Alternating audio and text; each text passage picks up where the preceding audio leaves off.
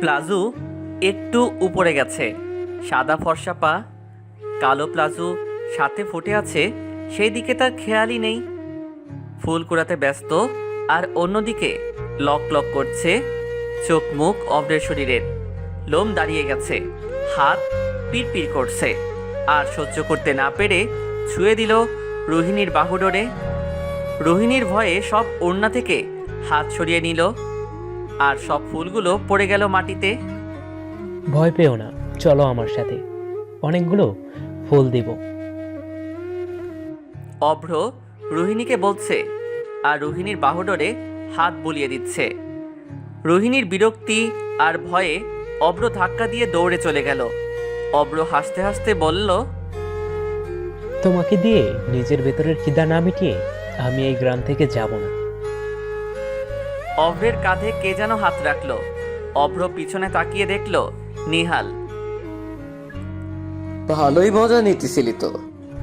Share কি পাবো নাকি একাই ভোগ করবি? হুম, তোরা তোদের খাদ্য খোঁজেনি, আমি আমারটা পেয়ে গেছি। ভালো কোপ ফেলিয়েছিস। বসতে হবে, আমি অব্র মাহমুদ। হ্যাঁ, এবার চল ক্যাম্পে।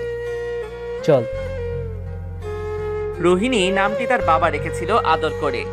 এখন সকলে রোহিণীকে রুহি বলে ডাকে।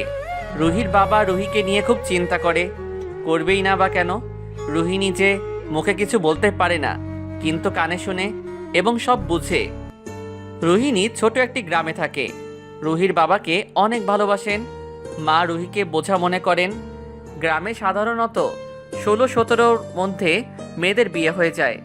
রুহি একাই 18 বছরের মেয়ে, যার কিনা বিয়ে হয়নি, কারণ রোহিণী বোবা। সেই জন্য রোহিণীর মা রোহিণীকে বিধাতার অভিশাপ স্বরূপে দেখেন। নিজের গর্ভের কলঙ্ক হিসেবে রোহিণীকে দেখে। রোহিণীর একটা ছোট ভাই আছে। রোহিণীর গ্রামে কোনো বোবা মেয়ে নেই, তাই যত অঘটনই ঘটবে রোহিণীকে কথা শুনিয়ে যায়। রোহিণী যে কথায় কয় না, সে যে অনুভব করে, এটা কেউ মনে হয় না। এই জন্য রোহিণীর জন্য তার বাবা মা খুব দুশ্চিন্তা করেন।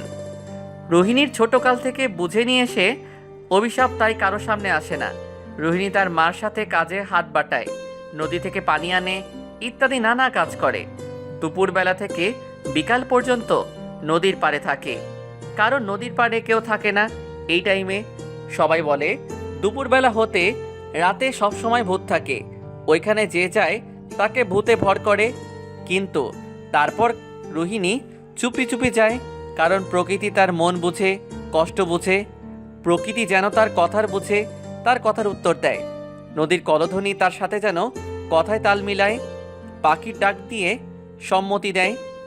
প্রকৃতির এই বিবিধ শব্দ এবং বিচিত্র গতি রোহিণীর ভাষা। রোহিণীর বড় বড় দুটি কালো চোখ এবং ঠোঁট ভাবের আভাস মাত্র ছোট বাচ্চাদের মতে কেঁপে উঠত। আর অভ্র হলো বড়লোক বাপের একমাত্র ছেলে। অভ্র ইউটিউবার পরিচিত ও ফেমাস বয়, জাতির ক্রাশ বলে মানে। সবাই তাই কোনো এক শ্যুট করতে আসছে গ্রামে। তারা গ্রামবাসীরা খুব খুশি, কারণ তাদের গ্রামে আগে কখনো শুটিং হয়নি। শুটিং আজ রাতে, তাই সবাই রাতে খাবার খেয়ে ঝাঁকে ঝাঁকে দেখতে যাচ্ছে কিভাবে শুটিং হয়। অভ্র জানে না যে রোহিণী কানে শুনতে পায়। অভ্রদের শুটিং করতে 1 মাস লাগবে প্রায়। আজকে রাতে শুটিং শেষ। অভ্র খেয়ে দিয়ে ক্যাম্পে শুয়ে আছে, কারণ এই গ্রামে কোনো হোটেল নেই। গ্রামের মাতব্বর বলেছিল তাদের বাসায় থাকে, কিন্তু অভ্র রাজি হলো না, কারণ অভ্ররা গাড়ি করে মাদক জাতীয় অনেক কিছু এনেছে। তো মামা, কবে কোপ ফালাবি? সময় মতো ছিপ ফেলবো, যাতে স্বাদও মিটাতে পারি, আর এখানে মানে মানে করে কেটেও যেতে পারি। অভ্রদের মধ্যে এমন অনেক হলো ওই দিন। রোহিণীর আজকে একটা বিয়ের ঘর বা পাত্রপক্ষ দেখতে আসছে পাশের গ্রাম থেকে। এখন এখন রোহিণীকে তার মা নিয়ে আসছে পাত্রপক্ষদের সামনে। দুপক্ষের অনেকক্ষণ কথা হলো, রোহিণী সব শুনল। পাত্রপক্ষ থেকে পাত্রের মা বলল বাসায় গিয়ে নাকি ভেবে বলবে। পাত্রপক্ষ রোহিণীর বাবা এগিয়ে দিতে গেল। রোহিণীর মার প্রাণ যেন জুড়িয়ে গেল পাত্রের মার কথা শুনে। এর আগে কেউ বলেনি বাসায় গিয়ে ভেবে বলবে। সবাই অপমান করে যায় আর রোহিণীকে অভিশাপ বলে। এবার পাত্রের মার কথা শুনে রোহিণীর মা খুব খুশি। পাত্র অষ্টম শ্রেণী পর্যন্ত পড়েছে, এখন অটো চালায়। এতে রোহিণীর মা বাবা বিয়েতে রাজি। এখন শুধু পাত্রপক্ষদের হ্যাঁ বলার। রোহিণীর একটু মন খারাপ হলো এই ভেবে যে তাকে বিদায় করার জন্য কত কি নাই করছে তারা। এসব ভাবতে ভাবতে রোহিণী নদীর পাড়ে এসে বসলো আর ছোট ছোট পাথরগুলো পানিতে ফেলছে। পানির কিছু অংশ রোহিণীর মুখে পড়ল। রোহিণী ফিক ফিক করে হাসলো। সে ভেবে নিল নদী জল কিভাবে তার সাথে খেলা করছে, তাই সে একের পর এক ফেলছে পানিতে।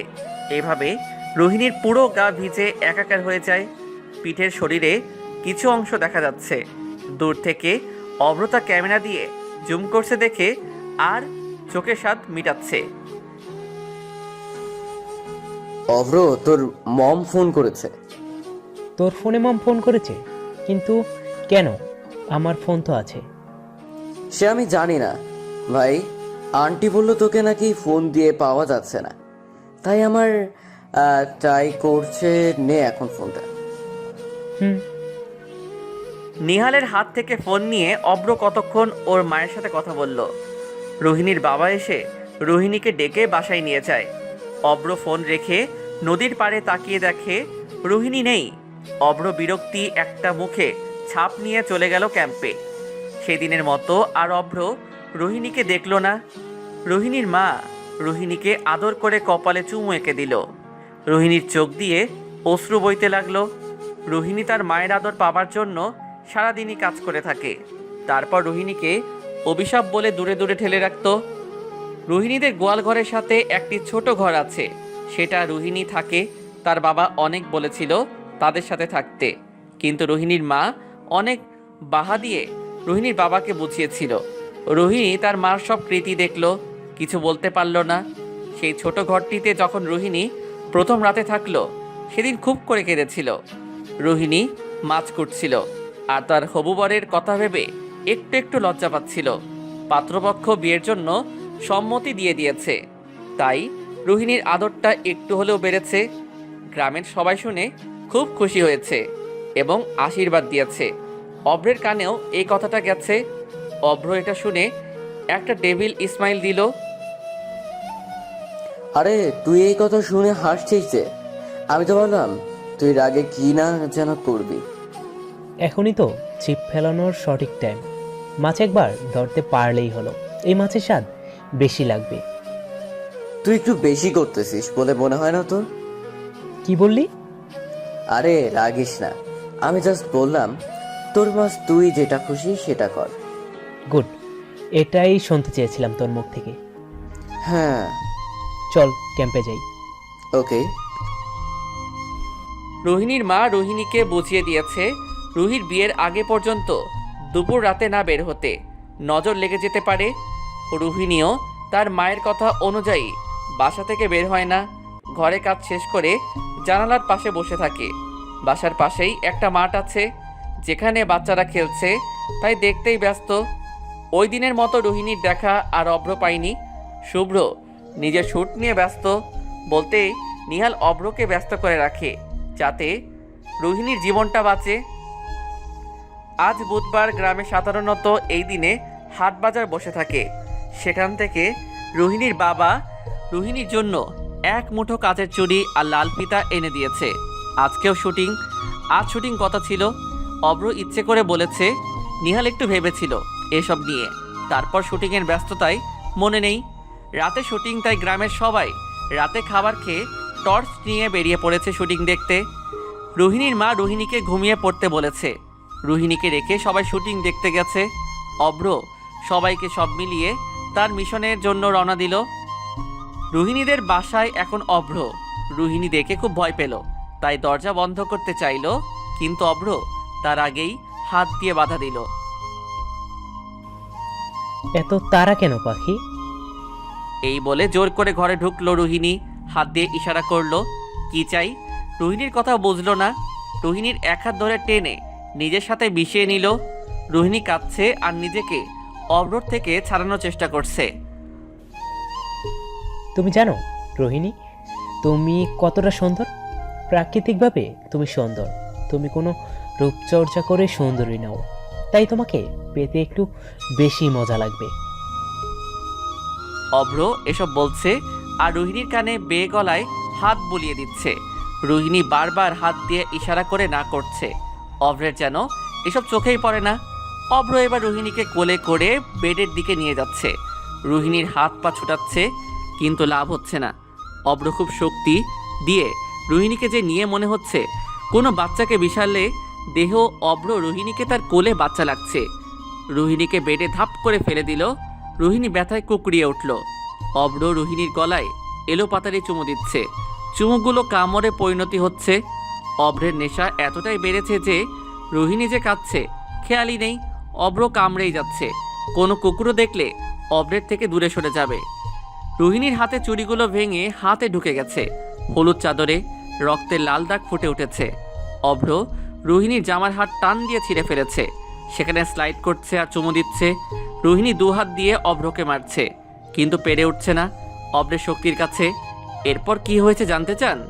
জানতে চাইলে সাবস্ক্রাইব করে পাশে থাকা বেল বাটনটিতে ক্লিক করে রাখুন।